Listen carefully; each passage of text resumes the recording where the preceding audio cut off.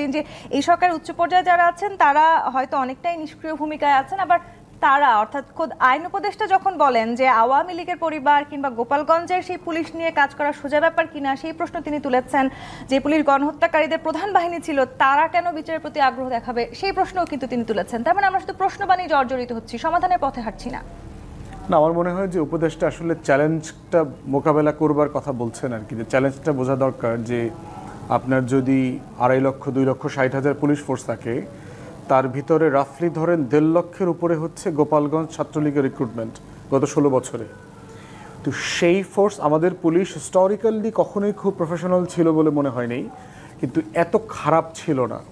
গত 16 বছরে যে লেভেলে পুলিশকে পলিটিসাইজ করা হয়েছে, পেশাদারিত্বটাকে এখানে তুলে দেওয়া হয়েছে এবং পুলিশকে নির্লজ্জভাবে দুর্নীতি করার, মামলা বাণিজ্য করবার সুযোগ করে দেওয়া হয়েছে, এইটা হচ্ছে একটা হিস্টোরিক ঘটনা আমাদের দেশে।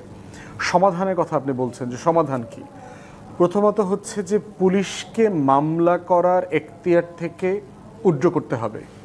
আমরা যারা বাইরে লম্বা সময় ইংল্যান্ডে প্র্যাকটিস করেছি, আমরা দেখেছি যে পুলিশ ইনভেস্টিগেশন করে একটা প্রস্তাব আপনার প্রসিকিউশন সার্ভিসকে দেয় যে তার বিরুদ্ধে এই অবজারভেশন আছে, এই ধারায় মামলা করা যেতে পারে। তখন এই প্রসিকিউশন সার্ভিস, যারা মেইনলি লয়ার আর কি, যাদেরকে আমরা যে পিপিএ, জিপিএ যাদেরকে বলছি আর কি, এই একটা ইন্ডিপেন্ডেন্ট বডি আছে, তারা তখন মামলার দায়িত্ব নেয়।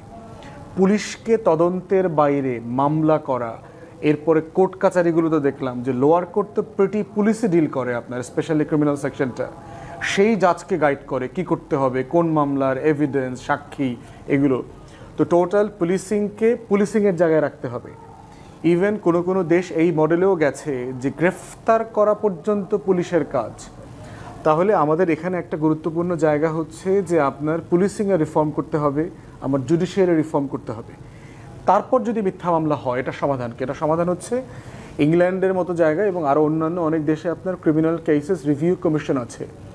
যদি কেউ মনে করে থাকে, আইনজীবীরা অথবা ভুক্তভোগীরা, যে আমার বিরুদ্ধে একটা মিথ্যা মামলা দেওয়া হয়েছে ফৌজদারি অপরাধের, এইটা আসলে সত্য না, উনি তখন ক্রিমিনাল কেস রিভিউ কমিশনে আবেদন করতে পারবেন। ব্যারিস্টার ফুয়াদ, আমার একটু জানতে ইচ্ছা করছে, যে ব্যক্তিটি একেবারে নির্দোষ, যিনি আসলে এই গণঅভ্যুত্থানে কোনো ধরনের হত্যার সাথে জড়িত নেই, তার নামে একটি মামলা আছে এবং যারা বা যেই চক্র এই মামলা করেছেন তার কাছ থেকে লাখ লাখ টাকা হাতিয়ে নেওয়ার চেষ্টা করছেন, তিনি তার মানে দীর্ঘদিন ধরে আসলে একটা বিনা অপরাধে এক ধরনের শাস্তি পাচ্ছেন, সেটি মানসিক হোক বা যেভাবেই হোক, সেখান থেকে বেরিয়ে তো আসতে পারছেন না।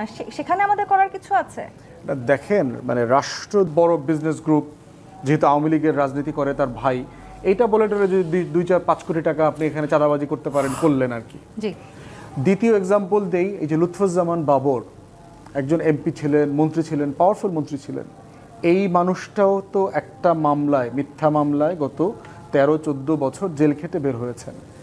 তাহলে এখন এই যে গরিব মানুষটার কথা আপনি বললেন, যার পরিচয় নাই, যে এম্পাওয়ার্ড না, আর্থিকভাবে সচ্ছল না, ধনী না, সেই রাষ্ট্রে সে আসলে বিচার থেকে পাবে?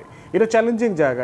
এটার আপনার কোনো অধিকতর গণতন্ত্রায়ন ছাড়া, অধিকতর আইনের শাসন কায়েম করা ছাড়া, অধিকতর সুশাসন কায়েম করা ছাড়া এই জার্নি থেকে আপনি কোনো শর্টকাট বের হইতে পারবেন না। কিন্তু সেই শর্টকাট বের না হতে পারার কারণে আসলে আমরা নিরপরাধীদের শাস্তি দিয়ে দিচ্ছি, সেটিও তো আসলে সেই দায়ভার নিতে হবে। অ্যাডভোকেট সুব্রত চৌধুরী, ট্রাইব্যুনাল আসলে এখন কতখানি শক্তিশালী হয়েছে?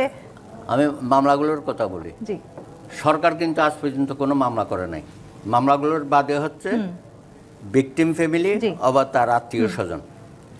আচ্ছা, সেই মামলাগুলো দেখেন একই ধরনের। যাত্রাবাড়িতে এতগুলো ঘটনা ঘটছে, সারা বাংলাদেশের বিভিন্ন জেলার নেতাকর্মীদের আপনি আসামি করতেছেন। বাড্ডার মামলা যদি দেখেন, সারা দেশের নেতাকর্মীরা আছে। উত্তরার ঘটনা দেখেন, আরে নিউ মার্কেটের যে ঘটনাটা হয়েছে, আপনি মন্ত্রী এমপিদের করছেন, হ্যাঁ, পলিসি মেকিংয়ে তারা ছিল, কিন্তু এর বাইরে যে আপনি সাধারণ মানুষগুলোকে করছেন এবং এক একজনের বিরুদ্ধে শোন অ্যারেস্ট দেখাচ্ছেন, এগুলো তো একটা হাস্যস্কর বিষয়। প্রত্যেক দিনেই দেখি শোন অ্যারেস্ট। তারপরে আরও একটা কথা আছে, আমরা আগে বলতাম না প্রতিহিংসার রাজনীতি করেছে আওয়ামী লীগ, এখন মামলাগুলো তো আমরা সেই প্রতিহিংসা দেখছি। একই প্রতিচ্ছবি এই মামলাগুলোতে আমরা দেখছি। ওই সময়ে আমরা বলছি মামলাগুলো বিএনপির উপর আক্রমণ হয়েছে, তাদের পরিবারের উপর আক্রমণ, তাদের ব্যবসা প্রতিষ্ঠানের আক্রমণ হয়েছে বা হ্যারাসমেন্ট হয়েছে। সেই মামলাগুলো এখন চালু করছে। এখন আইসা 7-8 বছর 10 বছর পরে আসামি কারা? আসামি করা হচ্ছে আওয়ামী লীগ, ছাত্রলীগ বা এখন যারা আউট অফ সিন তাদেরকে, এবং বাদীকে সাজানো হচ্ছে অনেক। আমরা 2টা কেস ইতিমধ্যে দেখেছেন, হ্যাঁ, কয়েকটা লোক এটা নিয়েও ব্যবসা করছে। বাদী সাজাচ্ছে এবং বাদীকে বলা হচ্ছে মামলা করে দেব এবং আমরা আসামি করবা, তুমি কিন্তু আমাকে সাপোর্ট করবা, তার বিনিময়ে তোমাকেও টাকা দেবো। মামলা করে সে আবার ফোন করছে যে তোমাকে এইসব মামলায় দেওয়া হয়েছে, তুমি আমাদের সাথে যোগাযোগ করো। এবং সেটা ছোটো মোটো অ্যামাউন্ট না, ওনাদের ফিসের মতো অ্যামাউন্ট, তার থেকেও আরও বেশি। হ্যাঁ, এই যে অবস্থাটা সৃষ্টি হয়েছে এটা ভয়াবহ। এটা সরকার যদি, তাহলে আসলে সমাধানটা কোথায়? এই সরকারের পক্ষে আসলে এত মিথ্যা মামলা কিংবা ঢালাও ভাবে যেভাবে আসলে মামলার ফাঁদ পেতে রাখা হয়েছে সেগুলোকে উইথড্র করা বা সেই সমাধানে যাওয়া কি সম্ভব? সেই সক্ষমতা আছে অন্তর্বর্তী সরকারের? প্রথম কথা হলো, দাদা যত ফি নেয় তার 4 ভাগের 1 ভাগ আমি পাই কিনা সেটা হলো বড় কথা। উনি তো ফিটাকে বড় করে দেখছেন, আমি এটাকে বড় করে দেখছি। আরে এটা প্রতীকী বললাম আর কি। আমি বড় করে আমি ধন্যবাদ জানাই এবি পার্টির যে ব্যারিস্টার সাহেব, ওনাকে। আমরা কিন্তু সবাই এই সমস্যাটা তুলে ধরছি, সমাধানের পথ কেউ খুঁজছে না। উনি আরেকটি কথা বলেছেন যে একজন ব্যবসায়ী বাণিজ্য মন্ত্রী হয়েছেন, তাই তার ভাই করতেন আওয়ামী লীগ। আমাদের এখানে যদি পূর্বের যে এই ভৌতিক মামলাগুলো হয়েছে, সেই মামলাগুলো যে রাজনৈতিক উদ্দেশ্য প্রণোদিত মামলা, সেইটা যদি এই বর্তমান বৈষম্য বিরোধী সরকার বলেন, তারা যদি এটা বুঝতে পারতেন এবং তারা যদি এটার থেকে আমাদেরকে রক্ষা করতে পারতেন, তাহলে পরে এরকম মামলা খুবই কম হতো বলে আমি মনে করি। এখন যে মামলাগুলো হচ্ছে, সেই মামলাগুলো ধরেন বড় বড় মন্ত্রী সাহেবরা যারা লক্ষ লক্ষ কোটি কোটি টাকা এই দেশের পাচার করেছে, আমরা তো প্রথমেই শুনেছি যে তারা 600 না 700 তারা বাইরে চলে গেছে। তারা কি খালি হাতে গেছে? খালি হাতে যায় না, তারা অধিকাংশ নিয়ে গিয়েছে। এখন মামলা হচ্ছে, দেখবেন যে